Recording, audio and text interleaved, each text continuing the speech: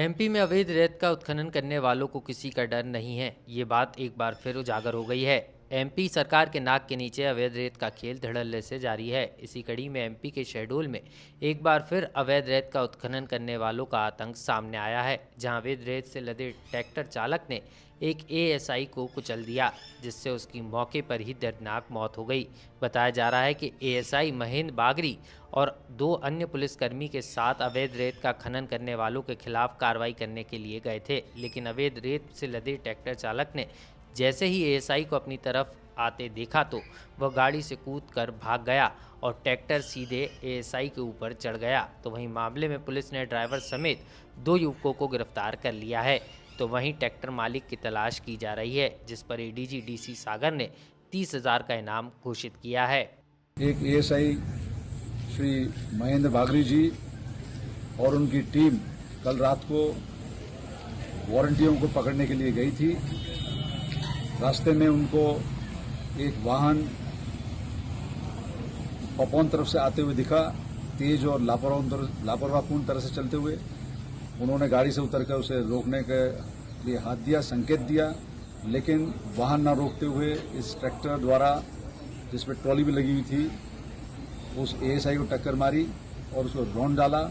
और फिर उसके बाद जो वाहन था वो अनियंत्रित होकर वहां पर नवनिर्मित पुलिया है उससे टकराकर ट्रॉली पुलिया के नीचे गिरी और ट्रैक्टर टायर के साथ उसी में अटक गया। ये अत्यंत दुखद और हृदय विदारक घटना है। इस ट्रैक्टर का जो ड्राइवर था उसको मेवाड़ी पुलिस ने पकड़ लिया है और उससे पूछताछ के बाद जब पता चला कि इस अवैध काम में उसके साथ में जो ट्रैक्टर ट्रॉली का मालिक है उसका बेटा भी था, जो कि पायलटिंग करता था इस ट्रैक्टर ट्रॉली की, उसको भी व्यवहारिक पुलिस द्वारा हिरासत में लिया गया है। और जो वाहन मालिक है वो भी फरार है, जिसकी पता रसी और गिरफ्तारी के लिए मेरे द्वारा 30,000 रुपये के इनाम की घोषणा की गई है। और इसमें धारा 302, 34, 414, 379 आईपीसी और माइनिंग की विभिन्न धाराओं का प्रकरण पंजीबद्ध किया गया है। मुझे उम्मीद है कि हम तीसरे फरार आरोपी को पकड़ने में कामयाब होंगे। और चूंकि तीसरा आरोपी के विरुद्ध पूर्व में भी इसी प्रकार के अवैध उत्खनन के अपराध हैं और भी अन्य अपराध हैं उसके विरुद्ध, तो पुलिस अधीक्षक शहडोल इस बात की समीक्षा करेंगे कि उसका जिला दंडाधिकारी शहडोल को प्रस्तुत किया जाए और जनता इस प्रकार की अवैध गतिविधियों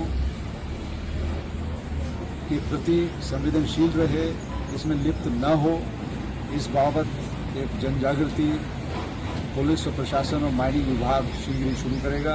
तो वहीं मामला रेत से जुड़ा होने के कारण अब मामले को लेकर सियासत भी शुरू हो गई है। एमपी कांग्रेस के प्रदेशाध्यक्ष जीतू पटवारी और उपनेता प्रतिपक्ष हेमंत कटारे ने इसको लेकर सरकार और एमपी की कानून व्यवस्था पर सवाल खड़े किए हैं।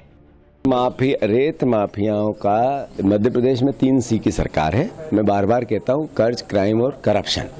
जब कर्ज, क्राइम और करप्शन की मैं बात करता हूं, एक एसआई की हत्या हो गई रोंद के, ट्रैक्टर से रोंद के, गोलियां चलने लगी, अपहरण होने लगे। अभी करप्शन, बलात्कार तो 17 रोज मध्य प्रदेश में होते हैं। मोदी जी की एनसीआरबी के औसतन आंकड़े ये बताते हैं।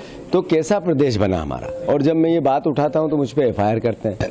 मुझे अलग अलग तरीके से ये महसूस कराने की कोशिश करते हैं हम डराएंगे। तो ये कांग्रेस का खून है, डरता नहीं। जहां पूरे देश में आदर्श आचार संहिता लागू है और इस समय पे सुरक्षा व्यवस्था सबसे दुरुस्त होनी चाहिए, वहीं दूसरी ओर शहडोल में एक घटना सामने आई है जहां पर एक पुलिसकर्मी, एक एएसआई रैंक के अधिकारी को रेत माफियाओं द्वारा सार्वजनिक जगह पर कुचल दिया जाता है और जिस कारण उनकी निर्मम हत्या हो जाती है।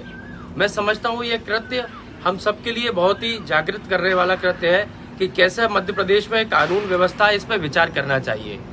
शहडोल में हुई इस दर्दनाक घटना ने एक बार फिर ये उजागर कर दिया है कि एमपी में अवैध रेत का उत्खनन करने वालों को किसी का खौफ नहीं है, क्योंकि वे जब पुलिस को ही अपना शिकार बना रहे हैं तो इसका विरोध करने वालों का क्या होता होगा, इससे आसानी से अंदाजा लगाया जा सकता है।